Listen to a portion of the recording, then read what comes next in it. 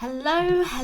I think we're live. Let me just check. Happy Monday. I hope you are having a good one. Welcome to Simple, Balanced, Extraordinary, my weekly Facebook Live, in which goes out on Mondays at 2 p.m. UK time every week, and in which I share my very best tips, tools, strategies, and mind-blowing mindset shifts to help you live your most extraordinary life. For those of you who don't know me, I'm Mia Ali, and I am the founder of the Change Foundry, through which I help successful go-getters doing all the things to simplify their lives and redefine lives on their own terms, in their own way, so that they can be truly extraordinary in every domain of their life. So if you ever feel like you're on a bit of a hamster wheel, spinning round and round and not being able to get off, and not being the professional you want to be, the partner you want to be, the parent you want to be, the person you want to be, then you are definitely in the right place.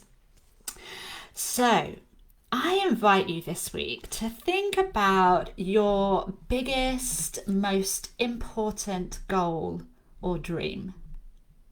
Have you got that in mind? Why haven't you accomplished it yet? I'm sure you can come up with lots and lots of reasons. Perhaps you don't have the time to do it just yet. Perhaps you don't you don't have the money to do it. Perhaps you don't have the support that you need from other people at the moment. Perhaps it's just not the right time. Perhaps you're going to do it after the summer, perhaps, after the holidays. Perhaps you're going to do it when the kids are older, or when your partner has a more secure income, or when your work is less busy. There's lots of things that get in the way. But often, if you kind of dig down underneath all of those reasons, underneath it all, something else lies. And that something else is fear. Give me a heart or a like if you suspect fear might be getting in your way. So fear can stop you working towards what you truly want. Fear can cause you to distract yourself with other things. Oh, you're very busy over here. That's a shame. You don't have time to do this thing that actually you've got quite a lot of fear around. If you're anything like me, your brain can actually be quite clever about how it hides its fear. Fear can whisper in your ear lots of reasons why you can't do something right now, or you put it off to another time, or why you can't achieve something, why it's not possible for you. And that is completely okay. It's completely normal. It's completely human to experience fear. It's actually part of our kind of biological imperative and part of our evolution and how we've survived as a species. But we look at some people and they achieve huge things, even smaller things. There are people in our lives that just achieve a lot and seem to do a lot and seem to chase and follow their dreams and get what they want. Now, the people who achieve their goals and dreams don't do so because they don't have any fears. Everybody experiences fear.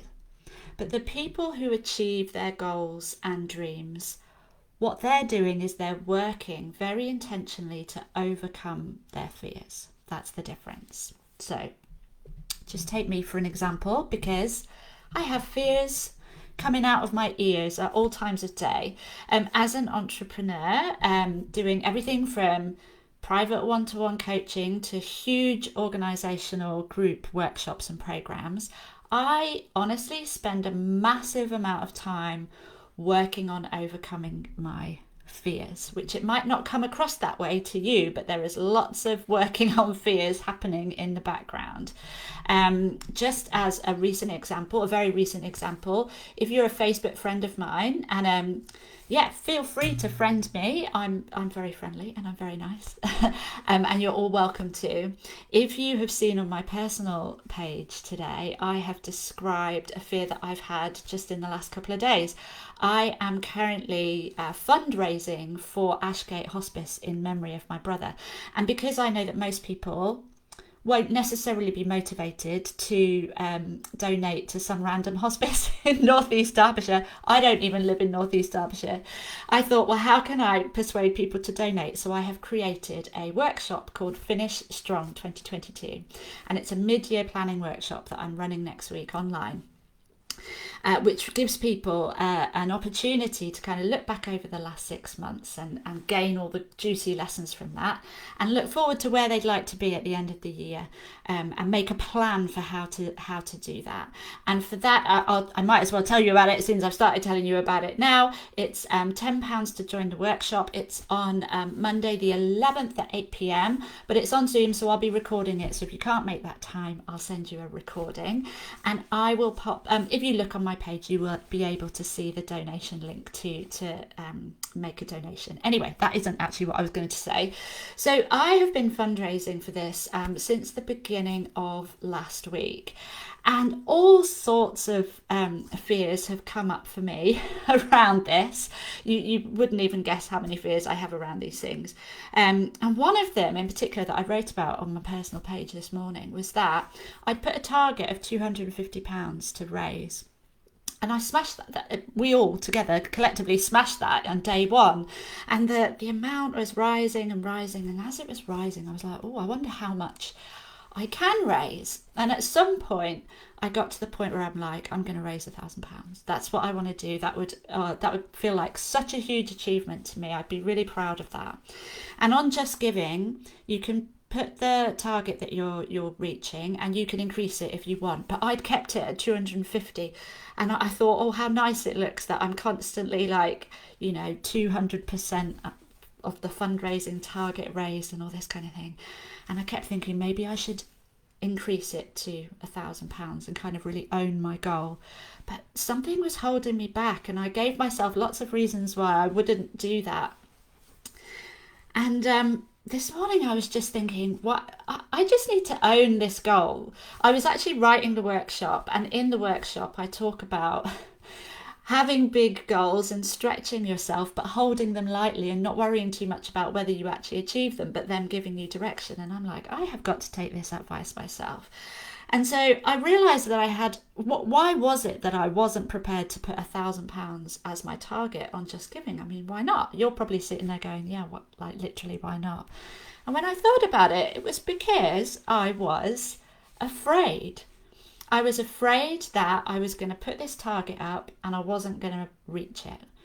And then behind that, well, why am I afraid I'm not going to reach it? Like, what difference does it make? I've still raised lots of money for Ashgate Hospice. Behind that was a kind of, well, what will people think of me if I don't reach my target? Will people see me as a failure, or will they think badly of me? And that kind of thing. So this morning I was like, this is ridiculous. I'm going to own my goal. This is what I'm going to be telling people to do in the workshop. So I need to follow my own advice. So I put the target up to 1,000. I'm gunning for it. It feels scary. I still have that fear, but I'm just working through it. And I also put a very massive, loud, red, yellow, and lilac loud announcement on my Facebook page saying that I am going for £1,000, because one of the ways that I deal with fear is just to jump in the deep end and put it out there so I can't come back from it. That just works with my personality. So yes, I feel fear too. We all feel fear. So even when you look at other people and think that they've got it all together, honestly, they don't. We all feel these fears underneath. So every single day, I am working towards my dreams and goals. I do this very purposefully and intentionally. And every day, let me tell you, I am feeling the fear. Every single day, I have all sorts of different fears going on. Fear of failure, fear of uncertainty, fear of being visible, fear of what people think about me. And every day I am working very consciously and intentionally on overcoming those fears. Now, is it uncomfortable? Sure, it's uncomfortable. I've spent the last week feeling quite uncomfortable about this whole fundraising thing, I'll be honest. I'm frequently uncomfortable in my business and in my life because I am always pushing the edges of what I'm doing. And just as I kind of overcome one fear and become comfortable about it, I'm stretching myself to do something new. And then two more fears pop up. And I know you might be sitting here thinking, well, why would I? That sounds awful. Why would I want to do that? The thing is, the more I face my fears, the more comfortable I become with feeling uncomfortable. It's okay to feel uncomfortable. And the thing is, the more I do it, the more I appreciate how it's part of growing and it's part of achieving and it's part of getting to your goals and your dreams. And it's uncomfortable, sure, but it's kind of exciting as well. And there's a lot to be proud of. You achieve a lot even while you're being uncomfortable.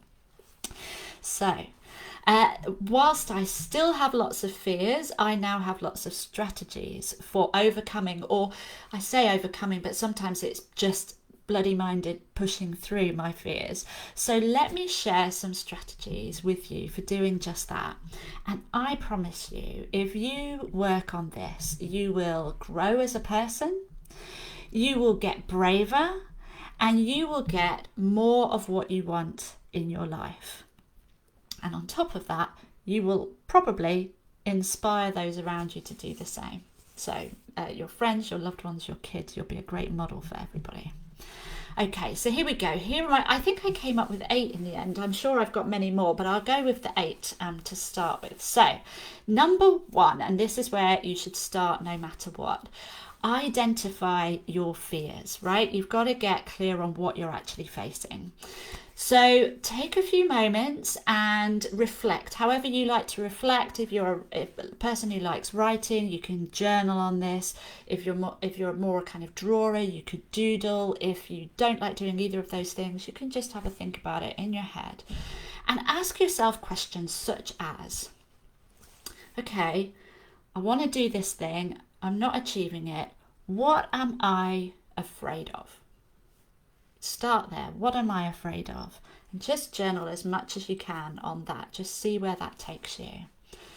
And then when you kind of get to the end of that, ask yourself, why does that scare me? And just see if you can kind of go a few layers deeper. So for example, when I said about I didn't want to put the target up of £1,000 because I was afraid I wouldn't reach it.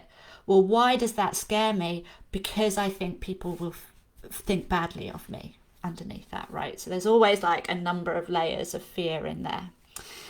You can also journal something like, what's the worst that can happen? And really journal it out. Quite often you kind of start writing down your fears and they end up looking a bit silly when you write them down. But it's really good to get them out, because when you don't think about them, they're just like this ominous dark cloud that's kind of indefined. Is indefined a word? Undefined. So that is the first step, getting super clear on what your fears are, because then you can start to face them. Number 2. Now this one takes a bit of practice, I'm going to be honest. Well, it depends if your mind is as devious as mine. The second strategy is to notice how your fear presents yourself. Now, sometimes your fear can be really obvious and sometimes it can get kind of a bit more devious. And so my brain is very good at kind of hiding my fears from me and just like telling me not to do something for other reasons so that I never think, oh, I'm scared of that.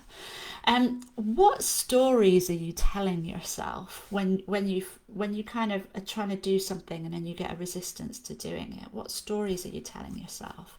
It's really important to learn to recognize these so that when they pop up, you can do something about it. You can ignore them, you can override them. So going again back to this fundraising that I've been doing over the last week, I have had lots of different things come up for me over the last week.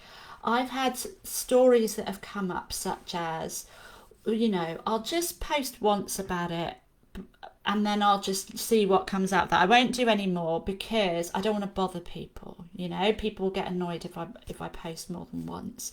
Now you're probably sitting there going, well, I haven't even seen your posts, or I've seen your post 3 times, but why would I care? I just scroll past if I'm not interested. In fact, a friend of mine was fundraising last week, and she was posting every few days, and it didn't bother me in the slightest. But that's not what my brain was telling me.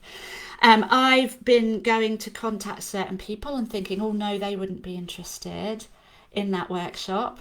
I told myself, oh, I won't do anything over the weekend because nobody looks at social media at the weekend.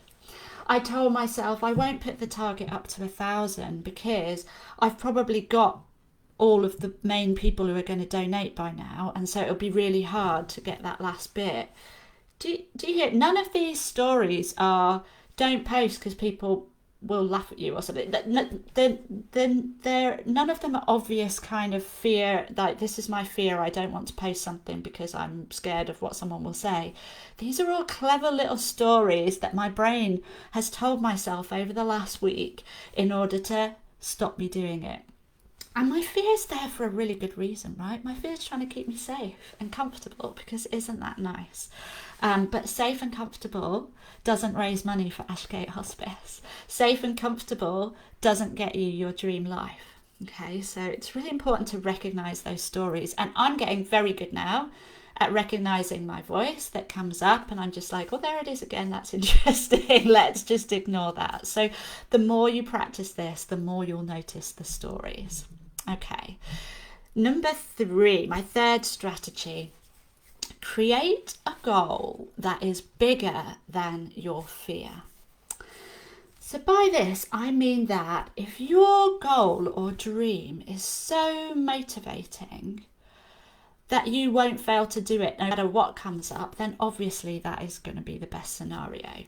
For me this week, I feel very passionately about raising this money for Ashgate Hospice. Ashgate Hospice was so amazing in the last 10 days of my brother's life. I was there with my sister-in-law and my sister and my other brother, and we had this amazing experience at this very shitty time, but it was incredible. So I feel very motivated to do it. I'm raising funds because I'm doing a nighttime walk next Saturday, so it's kind of got a time limit on it, and I'm doing that nighttime walk with my amazing sister-in-law and with a bunch of her family. So I'm very kind of every time that one of these stories has come up, I have found it very easy to just push through, because I'm doing this for something that is much bigger than me, if you know what I mean. So how do you create a goal that is bigger than your fear? Firstly, get really, really specific about it. Detail out, either journal, do a visualization, do a mood board if that's your thing, do a drawing, get a photo that really inspires you and reminds you of your goal. Get really specific about what that goal is going to mean for you, how it's going to make you feel, what a difference it's going to make to your life, what difference it's going to make to the lives of those around you, your loved ones, your clients, your colleagues, like whatever it is. Get super clear on why this goal is so important to you. It's also really interesting to get really clear on what life is going to be like if you do nothing. Okay, so on the one hand, you've got what is life going to be like if I achieve this goal, and on the other side, you've got what's life going to look like if I do nothing. And then be really clear on the gap between those two things. And at the end of that, you should have a goal or a dream that really motivates you and is bigger than the fears. And so when the fears come up for you, you can remind yourself of this goal to push you through. Now, if you do all this and your goal isn't bigger than your fear and it's not really motivating you, get another goal. It obviously isn't the one. It isn't the one that kind of lights you up inside and lights that fire. And if it doesn't, it won't push you through the fears. Okay. All right. So that's number 3. Create a goal that's bigger than your fear. Number 4. Strategy number 4. This is a great strategy for me. This works very well with my personality, but it works for everybody, and that is take action. Take imperfect action. Take any action whatsoever. And we often tell ourselves, this is all of us, we often tell ourselves that we'll do something when we're a bit better prepared, when we're better qualified, when we've got all our ducks in a row, when the time is right, when, okay? So we're waiting for everything to be in place. And that's because we often operate on this kind of idea that confidence, when we're all kind of prepared and everything's all sorted, the confidence we get from that will give us the courage to do something. But that's backwards. We've got that all backwards. The truth is, the courage comes first. You've got to put your big girl or boy pants on. You've got to jump in the deep end, take some action, and from taking the action, that is where confidence comes. So I was thinking about this today, what kind of example I could give you, and I thought, well, what better example than these Facebook Lives?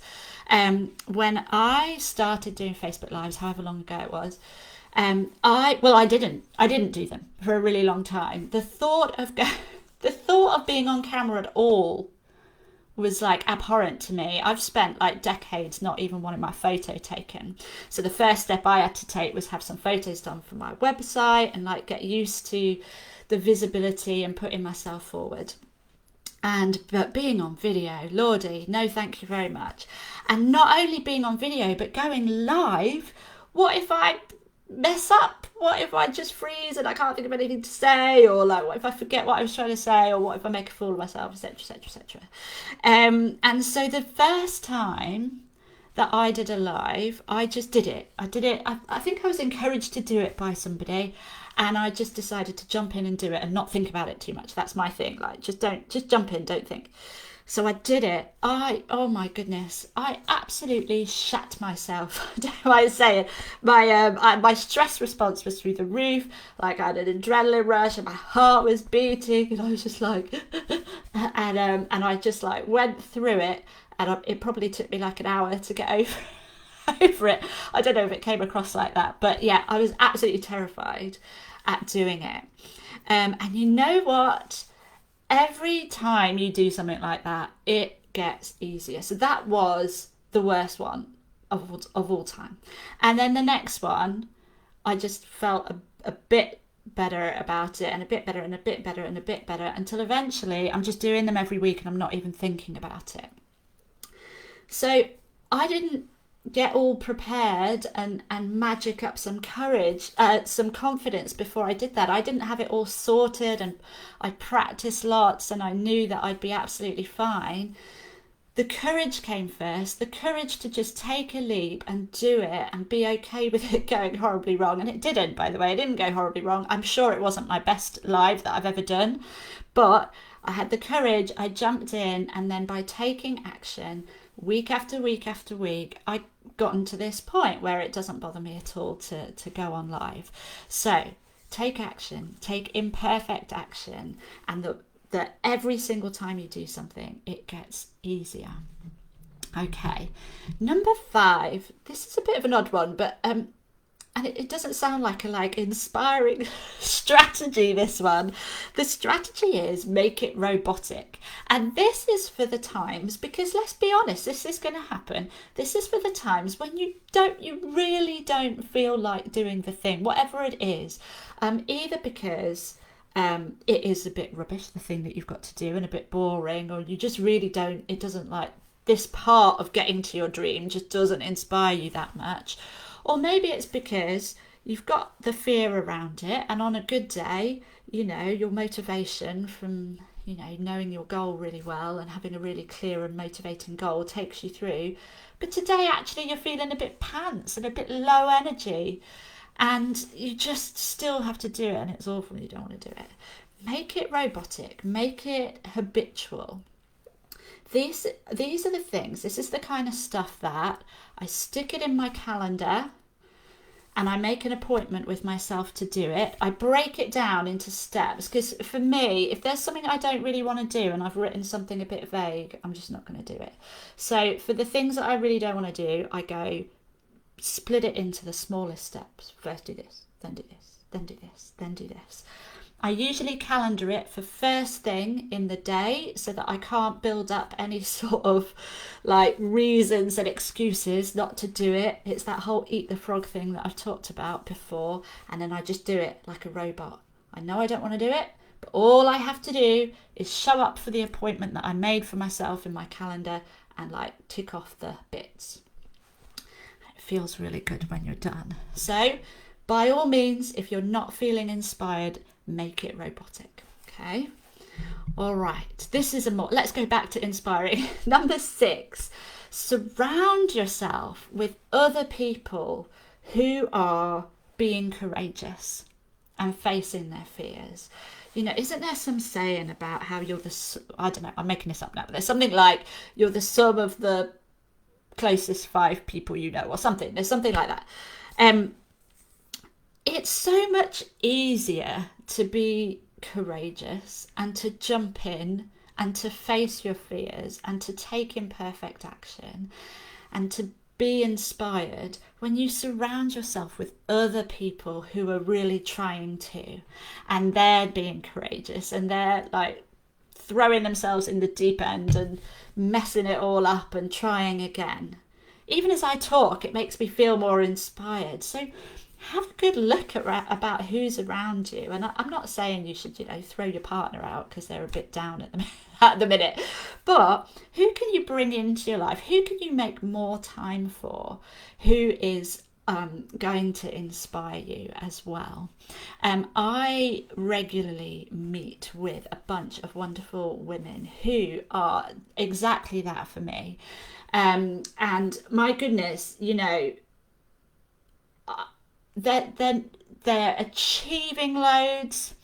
They're very inspiring. They're very passionate. And if any of them are watching this, I really hope they don't mind me saying, they're also failing gloriously at times and being very vulnerable and sharing about the stuff that's hard. And that's brilliant to be around those women. And to be honest, that meeting is the highlight of my week. To just be in the soup with those women is very inspiring. And it lifts my vibration at the same time. And it makes me feel less alone. And it makes me feel like it's possible for me. And it's also somewhere that I can come and go, oh my God, isn't this hard? Which I think is really important.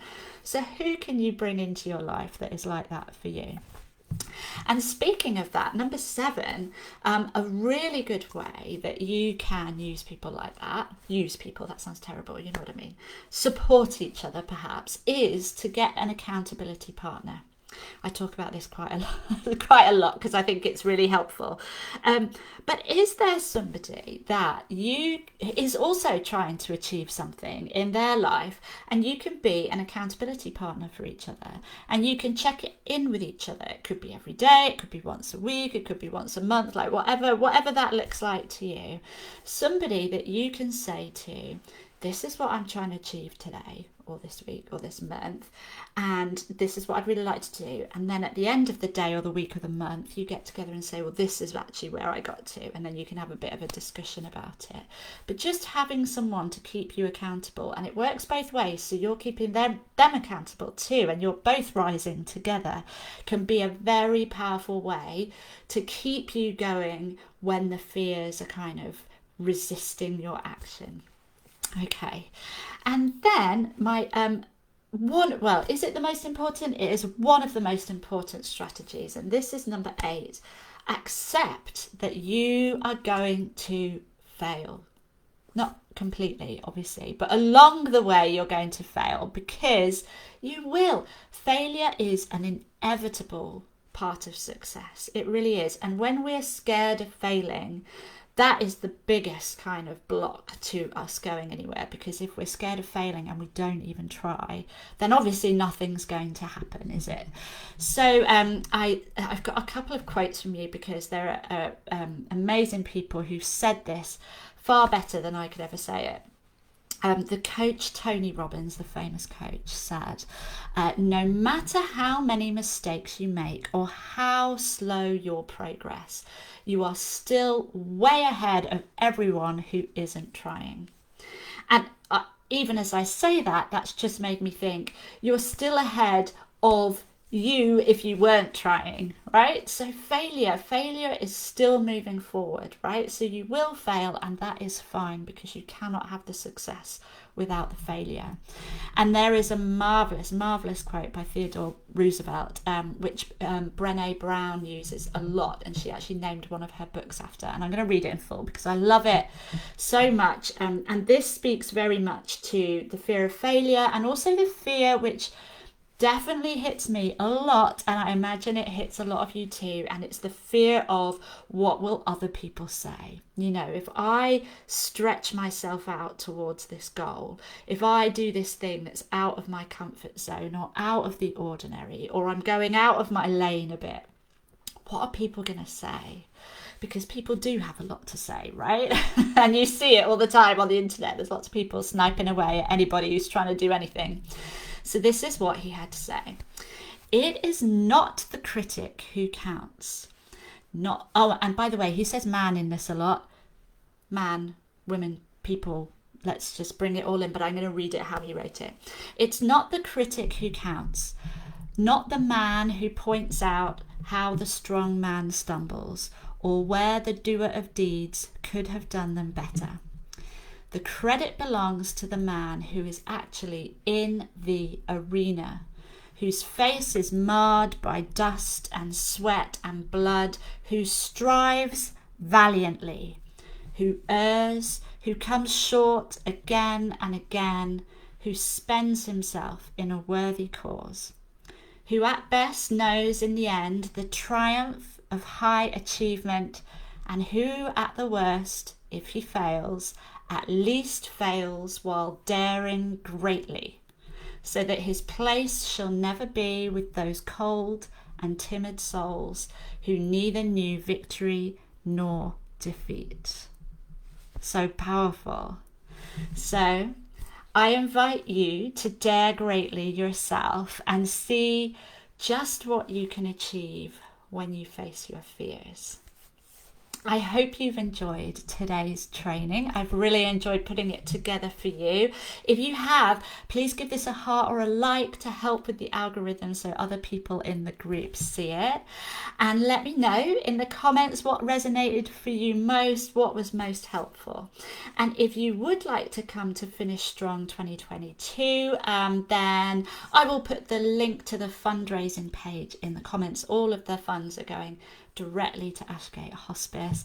I really appreciate you, and if you think it would be useful for anyone you know, then please feel free to share. Okay, have a brilliant week, and I will see you next Monday.